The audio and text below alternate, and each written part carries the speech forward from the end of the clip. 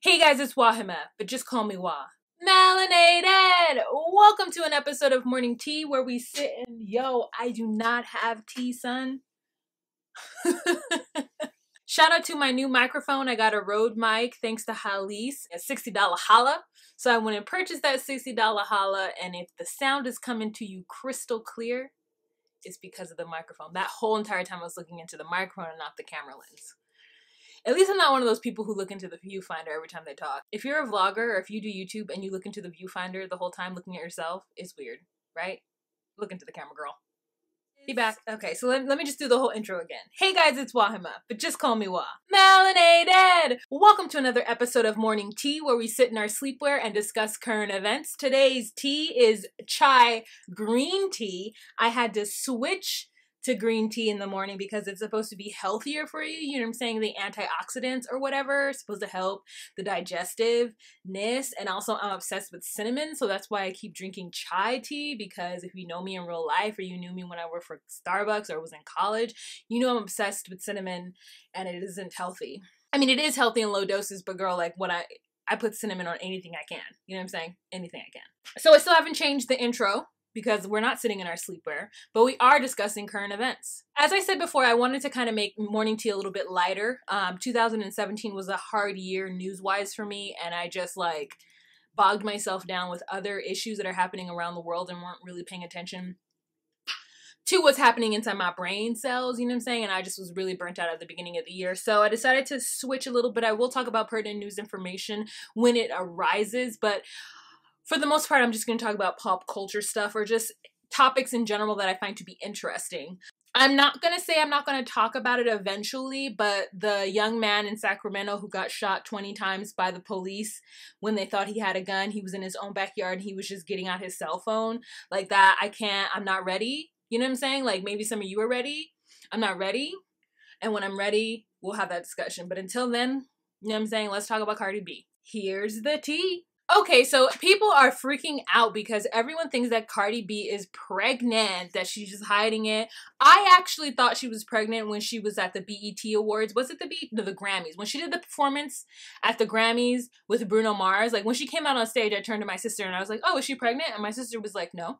And this is before it like blew up. And then I think when she wore that big puffy gown, the big like burgundy puffy gown to like whatever award ceremony where she won some award, everyone was like, oh, she's for sure pregnant. And Cardi B has only responded with saying that she's just fat, which, you know, if she has a body type like me, that is very well possible. Like, I gain stomach weight faster than any other part of my body. So I will be slender with a belly and everybody will think I'm pregnant. So I get where she's coming from if she's not really pregnant, and y'all is hurting her feelings the way my feelings would be hurt. But on the other side, like, I'm not really interested. I love Cardi B, but I'm not really interested in her like love life like that. Like, I don't care. I was excited that she got engaged, but after I realized like that who she was getting engaged to, it always is baffling to me when celebrities who are on an even ilk or who are like two artists like get together and for whatever reason think that their relationship is going to last. Like Beyonce and Jay-Z honestly are shocking me right now. The fact that they've been together as long as they have, and we all know they've gone through the ups and downs, but like I just feel like very few couples come out of that unscathed unless they have understandings about what's going on. Like, I think Iman and Bowie are like a good example. I think Angela Bassett and Courtney B. Vance are a good example of Hollywood couples, like Kurt Russell and like the blonde chick's mom, Goldie Hawn and Kurt Russell. Like, there have been Hollywood couples who've made it, but I usually think that they have some sort of understanding, that they are in some kind of polyamorous or at least open relationship to where if they do seek comfort from another, it's kind of understood that that would be their relationship. Going back to Cardi B and Offset, like, I'm just happy that she got engaged to, or somebody professed their love to her publicly like that. But do I think they're gonna last? No. And because I don't have any positive thoughts about their relationship, I choose not to think about it. I feel like it's none of my business. There have been rumors that he has cheated on her, which I absolutely believe. And I think that she is aware of the cheating too. And she says that she cheated on him back. But I'm like, really, how long have you guys been together? Like, I feel like if you're cheating on each other in the first year or two of your relationship, then like, is it a relationship though? You know what I'm saying? Like, what makes it a relationship? Because y'all text each other or FaceTime often? Like, what, you know, I'm not talking specifically about them. I'm just saying in general. Like, unless you have an understanding from the jump that, like, look, when I'm on the road, I like to have sex with other people. Or when I'm not around you, I'm going to have sex with other people. Unless you have that understanding, it's kind of like, why are you even together? Is this person giving you the emotional support that you require, the companionship that you require? Or maybe both parties don't understand what a relationship looks like. Like, maybe their version of a relationship is something different than my version of a relationship. Cardi B could have a baby if she wants to. She got the money, she got the hustle and the drive. Like, I think that she would do what she needed to do for her child. I think that, you know, as long as you got money, like, I don't care about people being single mothers and single parents. As long as you got money and you got the money to make sure that your child is well taken care of and supported and loved, like, do you. It's when you broke out there, you know, mad at your child because they born and they spending up all your money. I'm just like, well, why did you have a child then? So that you could yell at them and be frustrated with them for being alive? Choices that you made. I feel like she must have the support of her mother and her sister and her family members. You know what I'm saying? When you come from a family like that, usually they circle around you and help you take care of your kids and provide the love and support that you and your child would need. And, you know, Cardi can go out and make the money. I support the whole situation. So if she is pregnant, you know, God bless her, and I hope the best for her and her baby. So next we're going to move on to something that I found disturbing. Here's the tea. This happened a few weeks ago on International Women's Day. And I was just really disappointed at these Black people who, like, jumped in on this conversation. Chris Brown, a couple of weeks ago on International Women's Day, posted a song by Vanessa Carlton, her most popular song, 1,000 Miles, the one where she's sitting on the piano and, like, driving or whatever. The song was great when it came out. I loved it. Making my way downtown, walking fast, faces passing, I'm homebound. Okay, anyway, so he put that song on his Twitter or Instagram or something, you know, like, saying, like, he really liked the song. Vanessa responded with, "Today Chris Brown posted my video. I am now being repeatedly tagged to his account. Being that today is International Women's Day, I feel compelled to draw a line. I support survivors, not perpetrators of domestic violence. I do not want to be associated with an artist that has assaulted women on a day like today. Thank you." He then took her response, posted it on his Instagram, and stated, "I posted a song that was and still is a great song, and the artist felt she was doing her duty as a woman to continue to spread this kind of hatred today. I won't keep it up long. I just hope that she knows that she is loved and her song is great. Thumbs up, heart emoji." Okay, so this is what I want to comment on. First, I want to point out the fact that she's doing her duty as a woman to continue to spread this kind of hatred today.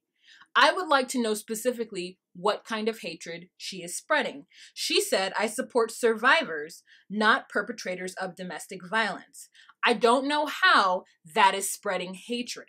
Anyway, so the people who support him responded, "What a vulgar little girl. What other lights have been shined on her in the past 10 years since she released this song?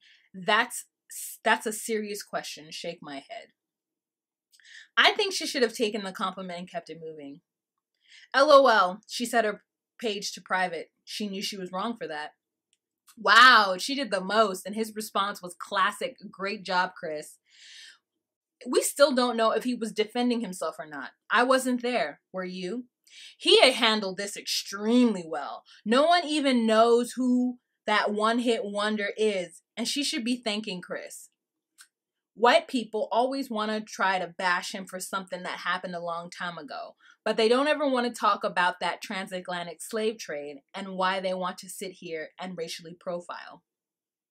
Hate is a part of her Caucasoid lineage. People seem to forget who hit who first. I'm really discouraged and saddened by these comments as I scroll through. I mean, they might be trolls of people pretending to be Black women, but most of those comments were said by Black women. It's really crazy to me that anyone should feel the desire to support and talk about Vanessa as though what she said was wrong. All she said was that she did not want to be associated with somebody who is a perpetrator of domestic violence.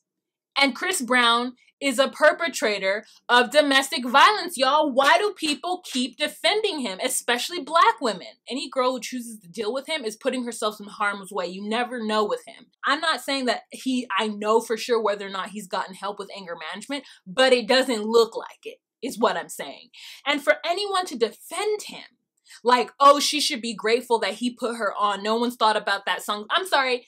No, I think about that song often because I like it. A lot of people think about that song often because they like it. Vanessa Carlton has continued to make money in her field because of that song and they like it. Writing songs and doing her thing, okay? So first of all, Chris Brown didn't put her on anything. Maybe now you forgot about her, but the rest of the world has not forgotten about her.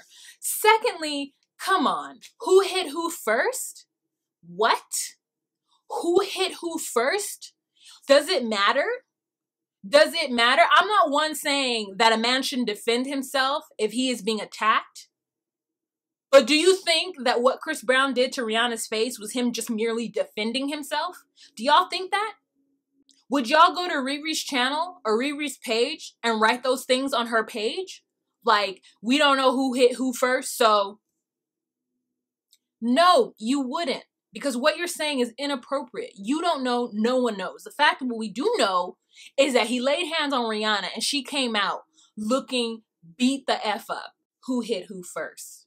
I don't support anyone abusing anyone. Male, female, female, male. I don't support it. But it's one thing to defend yourself and it's a whole other thing to bash somebody's face in. And I know what it looks like when somebody get their face bashed in.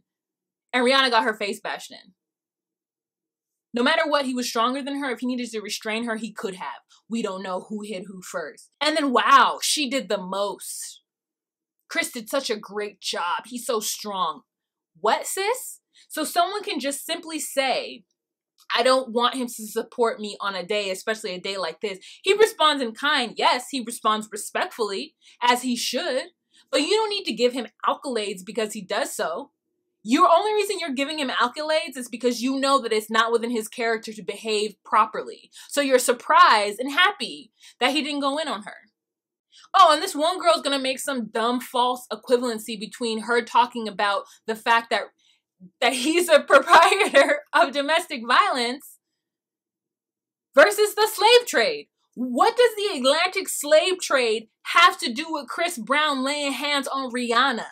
I mean, come on now, son. Come on now. Yeah, you can draw a line to it. My black brain draws a line to it as well.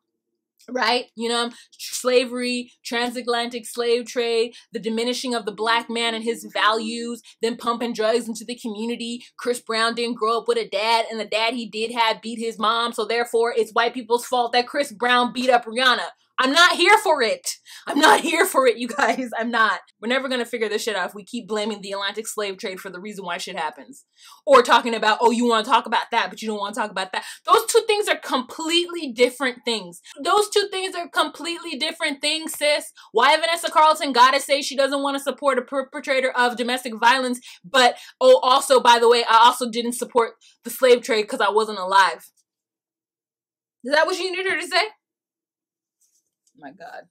Anyways, let's move on. Cause girl, I'm annoyed. Here's the tea. Cardi B, Chris Brown, someone bit Beyoncé. I don't know if somebody bit her in the face, but Tiffany Haddish is saying that they were at some joint, they were at some gathering, right? Some girl was touching Jay-Z in the chest. Beyonce said something about it, like, come on, Jay, let's go. The girl went to bite Beyonce. I don't know if she bit her in the face, but whenever someone says you bit somebody, I'm like, did you grab their arm or did you go after them and bite them? I don't know. But Tiffany saw it, and Tiffany was ready to roll up, you know, to be that beehive representation and fight the girl. And Beyonce was like, no, Tiffany, don't do it. It's okay. She's on drugs. She normally doesn't act like that. And Tiffany's like, you know, she's talking to GQ, telling GQ the story, and she tells GQ that she's not going to reveal who that actress is, the actress who allegedly attacked Beyonce and tried to bite her in the face. And the Bayhive is going bananas. When I tell you that the Bayhive is a pack of sociopaths and lunatics, like, I would never want fans like that. Her fans are dangerous. Okay, y'all is a pack of crazy people for trying to figure out who bit Beyonce. I'm trying to think, like, if there was like a hybrid of somebody that I was super into, like a Oprah, Michael Jackson, Whoopi Goldberg hybrid of a person, I still would not be trying to figure out who did who to what, because ain't nobody paying me. You know what I'm saying? Like, I don't care.